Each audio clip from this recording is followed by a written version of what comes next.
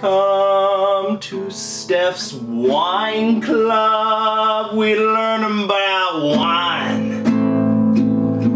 Learn about stuff about wine. Stuff about wine. Yeah.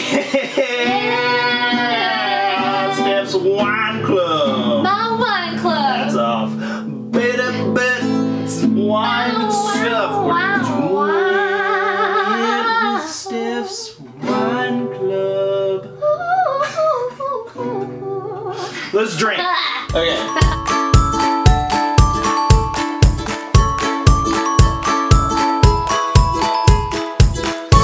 Ready? Yeah. Good. Hello, my beautiful budding sommeliers, and welcome back to Stephie's Wine Club. This is my friend Patrick. Hello. He is one of the funniest people I know, so I'm definitely gonna have to edit out everything he says. Please go on. Because it'll be too dirty.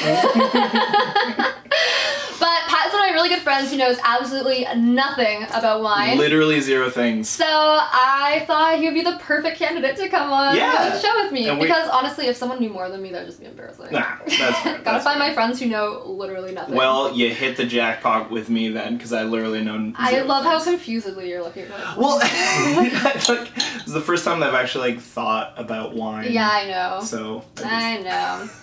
So today we're going to take a little break from the varietal mini-series because Pat is a big fan of Italian wines, and I thought this would be the perfect opportunity to talk about Italy's most famous blend, Chianti. So we're going to drink some Chianti, go through kind of the basics of it, hear the ridiculous questions Pat probably has to ask. So many right? I'm so excited. And yeah, we'll get you on your way. Perfect. I'm very excited. Amazing. Yeah. So do you know anything about Chianti? The only thing that I really know about Chianti is that it was in Silence of the Lambs, so that's all I really know. So it goes great with people. Very gamey. Yeah, so that's all I really know. Yeah. Yeah, well actually Chianti does go great with games, Yeah. so Hannibal was onto something. So Chianti is from central Tuscany, cute little area, very pretty. Nice, quaint. Quaint, very quaint, very quaint. Very quaint, fun. Quaint. I love it. Yeah. Great. But it is a blend, so it's 70% Sangiovese, that's the main grape in it. And then it's 15% Canaiolo and 15% Malvasio Bianca. Ah. Do you like how well I said that? That was almost like you I are rehearsed Italian. it for hours. You're the Rosetta Stone of the I look super sommelier Italian, world. right? Yeah. Okay, so that was that's three different grapes. How does that happen? Oh, yeah, I guess I should probably explain how blends work. So, blends are just different varietals of grapes going into the same bottle of wine. And when we say 70%, then 15% and 15%, that's roughly how many like grapes compared to each other that we put in the wine. And you can either vinify them separately and blend them together after, or, which is most likely in this case, vinifying them all together, just because then they're already blended really nicely. They've already taken on the flavors of each other and the tannins of each other. So that's usually the way to go if you're making something like a tried and true blend.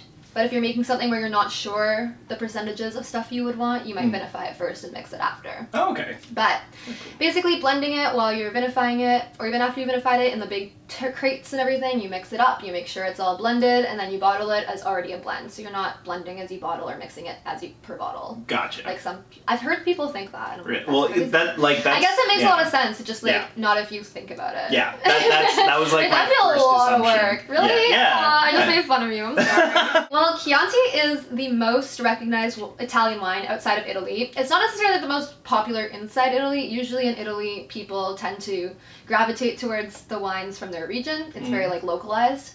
But Chianti is very, very popular worldwide, and part of that is because the flavors are really, really easy to pair with other food.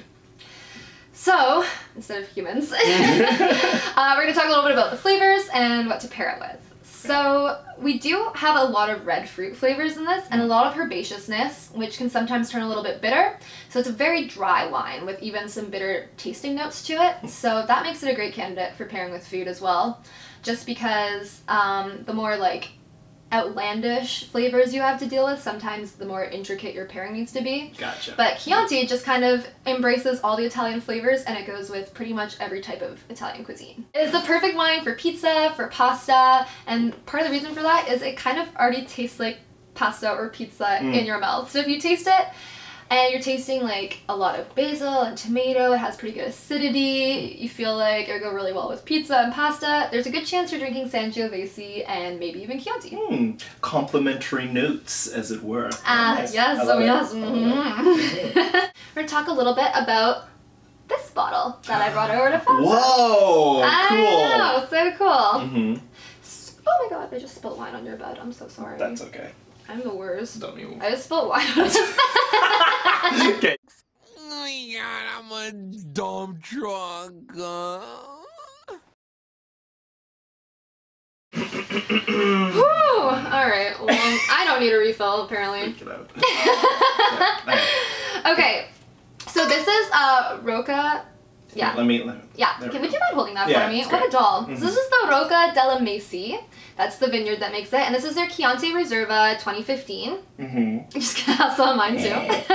Double fisting. Yeah. And so this one says it's aged for 24 months in large oak, and it's a Reserva, so we know Italian quality hierarchy. You can taste the oak. That's definitely something I can really taste. Right? Yeah, I bet. So, oh my god. So, when we look at the Italian quality hierarchy, Reserva means aged at least for 2 years, which is 24 months. So this was aged in oak for 24 months. And this one actually says it's mainly Sangiovese with a touch of Cabernet Sauvignon or Merlot. So there are other grapes that can be blended into Chianti as well, but it has to have definitely Sangiovese, and usually it has the other two grapes I talked about. Cool. But this one, it looks like it also added a bit of Cab Sauv and Merlot, which is cool. It's actually interesting considering those are both French grapes. Usually Italian ones. Really? A lot of Italian grapes, yeah. French grapes. Fascinating. We truly are a global village sometimes. Right? Look at us being a global village. Just drink our Italian wine. And this one is 13.5%, so a medium alcohol. You can take that. Pat's getting drunk. Yeah, this is a great. We still have another bottle to drink. We'll share. We'll share. Please share. Yeah. Yeah, I can't drink this much. I have a sommelier question. Tasting. What is there something that I should be doing, like aerating, or like is there something? I love this. Yes. Yeah. Okay. Yeah. So first we're gonna look at it. Okay. We're gonna look at the color. It helps All I to see give are my like a little like fingerprints, white thing to see. Oh, okay. So you can see this one is like a little bit orangey. Yeah. So I'd say it's kind of garnet. That's what we call kind of orangey wine in wine world. Garnet. Yeah. So I'd say this is a medium garnet because you can still definitely see through it. Almost a light to medium garnet. You can really see through it. It has like okay body, but it doesn't have like crazy lays. Like if you see, like it doesn't come. You can only see my fingerprints too, but like it doesn't come down in like really separate things. It kind of just comes down all as one. As a blob. So that means like low sugar / low alcohol. So it's a medium alcohol. So and we know it's a dry wine. So it just doesn't have a lot of sugar in it. It only has medium alcohol, so we don't get a ton of body. Okay. So it won't feel super thick in your mouth. It'll be more of like a lighter red wine. And then you smell, and you can give it a little swirl before you smell to aerate it. Aerate it. Warm it up. Do you smell anything? Yeah, wine. Hold on. one sec. I love this. Definitely like floral. Like I'm getting some like lighter kind of. I smell like nibs. Nibs? Yeah, like Twizzlers. Like the candy? Yeah, I smell it. Yeah. Right? Yeah. I feel like I also get like a little bit of tomato. Yeah. A little bit of balsamic. Vinegary, yeah. Definitely. For sure. I don't know, like...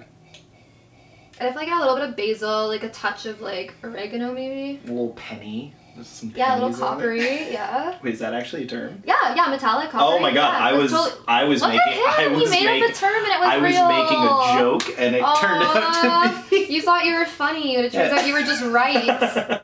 Okay, now the most important thing, taste. What do we Yes, and now we taste. So just and then you can kind of breathe through your teeth a little bit, like.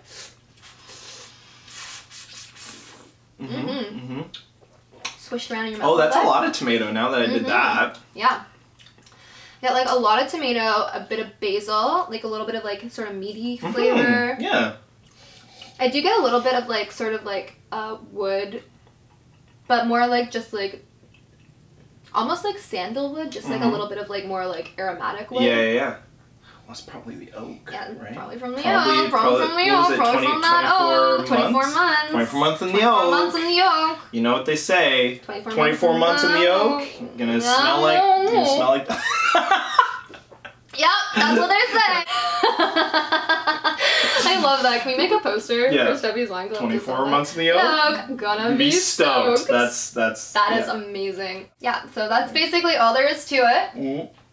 It's just that simple. Thank you so much for tuning in, and if you really want to help me out, you know the drill. Like, comment, and subscribe. That's right, listen to Pat. And Pat, you have some cool stuff coming up too. I do, yeah. So I actually do a lot of theater, and my one-man show is going to the Windsor Fringe Festival, which is happening May 22nd to the 26th. And Windsor people, check it out. Yeah, and also going to be in Calgary August 2nd to the 10th. Yeah, and so I'm gonna be there, you better be there. Yeah, it's gonna be great. And I also have a YouTube channel, so that'll be in the description. Yes, I'll put a link to it in the description below. Perfect. What do you do on your YouTube channel? Just goofs. Just mostly goofs. He's goofy, you'll love it. Yeah. Everyone loves him, it's good. Anyways, as the Greek would say, yeah.